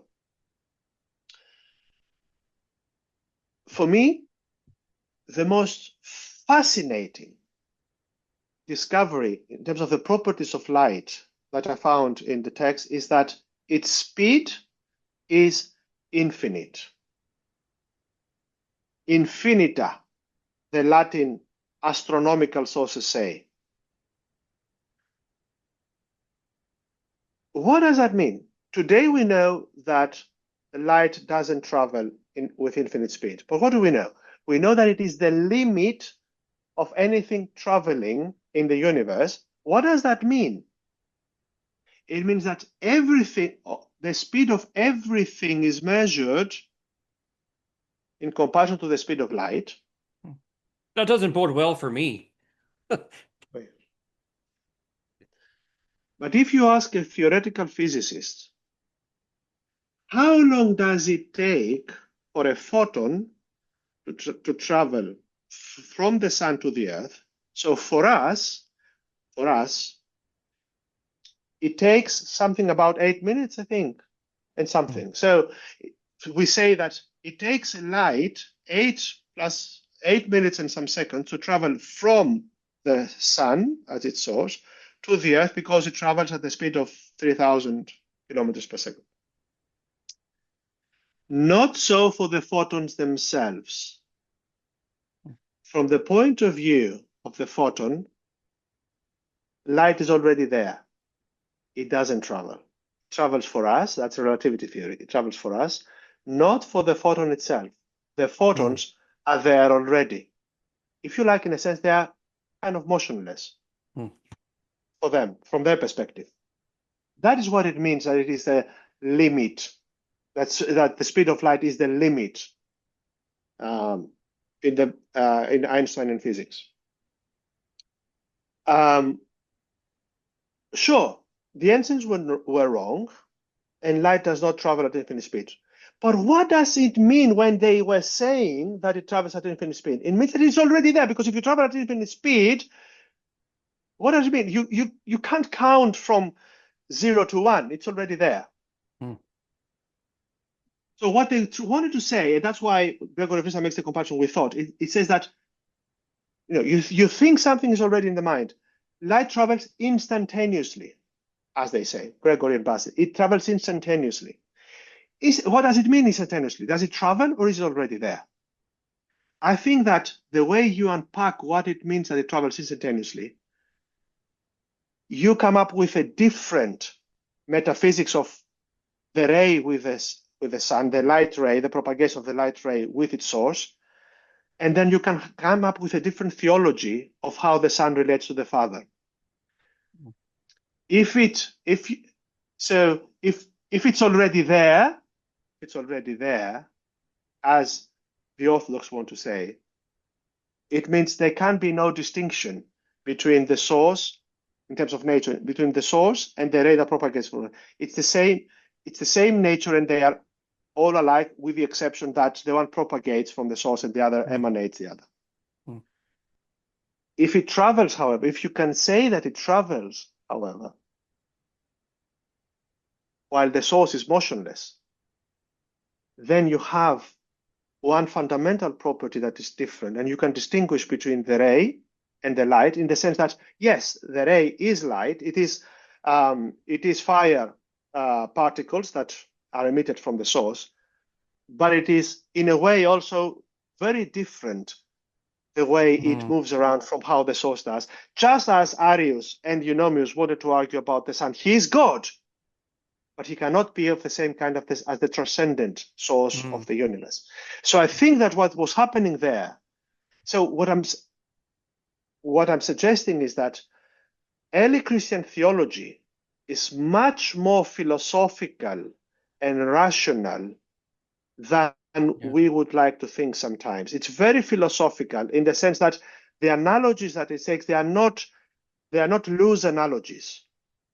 The theology stems from the analogies that we do stem from a deep contemplation of nature, even though Gregory of Nyssa and everybody else will stress that you cannot take them to the very end, because as we know there's this fundamental distinction between the realm of doxa and the realm of episteme, the two, the sensible and the intelligible world from Platonic metaphysics. So you cannot extrapolate, no. But the best you can do is extrapolate, just like Plato. It takes simply to talk about transcendent good, origin of everything, although it would be an analogy that is not perfect, because the doxa and the episteme that you acquire are very different epistemic modes. So what needs to be done is, I think, three different trajectories. One is to continue the search and see how ancient physics of light, and more generally how ancient physics, plays out in terms of early Christian theology. What is, how the study of the natural world informed seriously the theological reflection of early Christians, which is the only way to make sense of what was happening in the Hexaemeral and in all this literature, which is steeped into philosophy. That's first. The second is to move the project into the next dimensions that I wasn't able to do in one book, namely, how does the physics of light of the sensible world, how does it play out in terms of angelic light?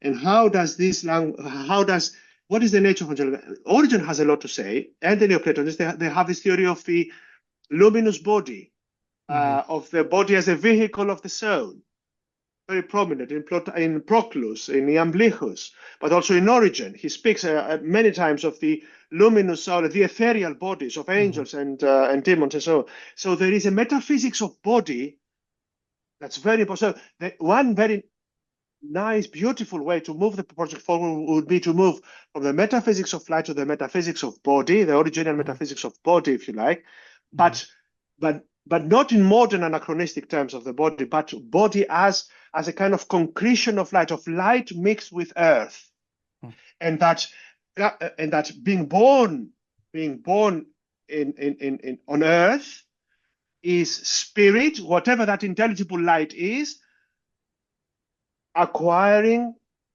physical properties which will be sublimated and at some point will be returned back to the physical space that we occupy as the mind goes back to its source, what we call paradise or whatever.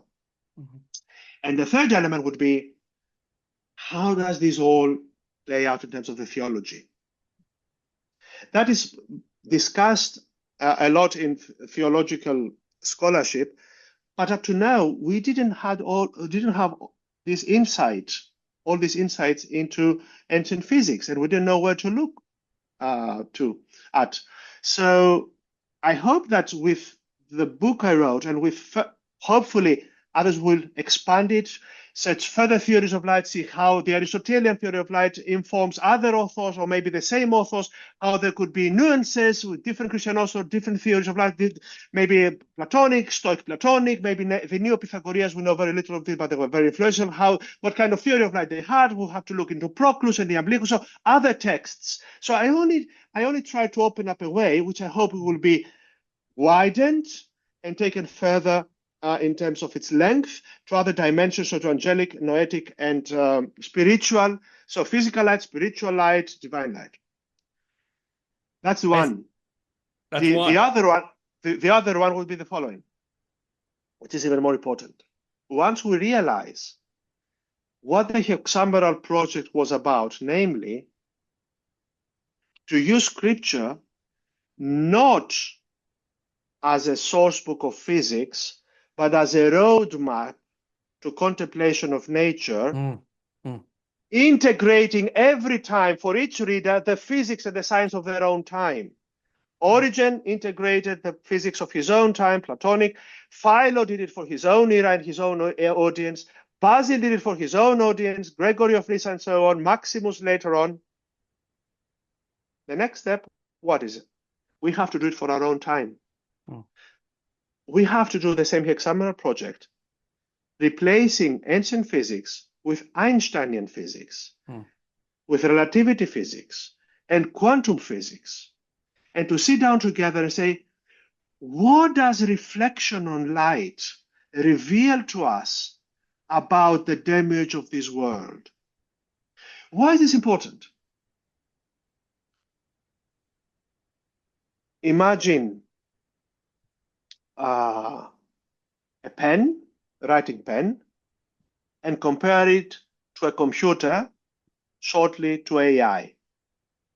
They are writing tools. I mean, I'm not sure about the AI, but anyway, still, you know, a pen and a keyboard, computer keyboard, they are writing tools. But what you can do with them is so tremendous, so radically different, which shows you that the people who designed the computer, I mean, the amount of knowledge, of physical knowledge, and the amount of thought that has been put into creating a computer is enormous scales beyond, immeasurably beyond the kind of laws of physics that we needed to use in order to create a pen, which is again a revolution compared to the caveman, sure. So this is an analogy in order to say that, yes, for the Christian mind, God will always remain the creator, will be the creator of this world, sure.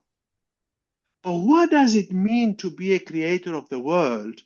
What does it mean to acquire a glimpse into the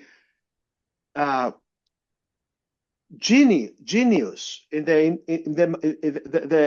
talent of a maker mind, of the inspiration of a maker mind? Of course, we can never see the mind of God as such, but we can get glimpses of it through its creation. The glimpses that you get, the insight that you get about the genius of the creator is fundamentally different when you work with ancient physics and postmodern physics. The understanding of the universe that we have ought to lead us to a much more profound, deeper, and awesome understanding of the creator that made this universe. So for me, the Hexaemeral project needs to be repeated by every generation of Christians in their own time, not for historical purposes, but for the purposes of revering God in the way that is proper to God as such. What is that? As the creator of rational creatures, rationally.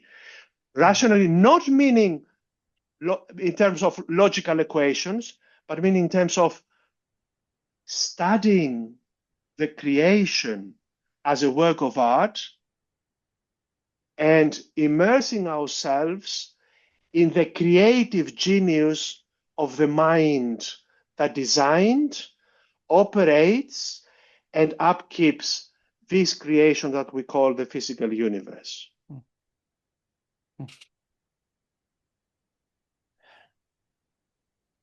So we've got our work cut out for ourselves. I think I think it's the work that every Christian has to do for their own time. It's double. First is look at the world in order to fathom the unfathomable wisdom of the mind that conceived it, if there is such a mind. And of course, one reason why you would look at the world is precisely to repeat the whole meditative steps and see, that there has to be a maker mind conceivable of this world. So the one is looking outwards, but not with the eyes of the body, but with the mind's eye. And the other work that we always have to do is to look inwards, again, not with the eyes of the body, but with the mind's eye, in order to shape our own personality in the image and likeness, which is in the image of the Creator, in the likeness of the Creator. How? How could we emulate the Creator? By creating. And how do we create? only if we study the creation. The best way to emulate God, to be in the likeness of God, is by creating what? Civilization, sure. Society, sure. Church, yes. Most of all, by creating ourselves. It's a project of self-creation for which we need to study and understand the outward creation of the whole world. Which is exactly what Basil does, not only in Hexaemeral homilies, but also in the fundamental homily, Attende tibi ipsi, know yourself, where it says you can study the world, you can find the God by studying the world, by which he means, the kind of cosmological arguments, the arguments that we find in Plato's Laws 10 and Aristotle's Physics and Metaphysics, unmoved mover and so on. But he says you have a shortcut. You can find God by looking at yourself, studying the body, the same idea, but more especially by looking inward and the intellective aspect of the soul, that you are mind, you are nous, you are rational. Rational, not logical, but an aspect of the logos. Not kind of doing logics in a philosophy department, but logos means a kind of cogito. The way I understand it is kind of consciousness. By studying, and for me, so I've talked to you about the Hexaemeron, but the challenge for theology and philosophy today is this challenge that with which every philosopher of our time is faced with, which is the challenge of how to combine what we call the first and the third person perspective, namely the world as we know it from the laws of physics and mathematics, and the world as we get to know it from our subjective experience, the consciousness, the awareness of the self. And the two are not we are not able to reconcile them yet. That's the biggest problem in philosophy of mind.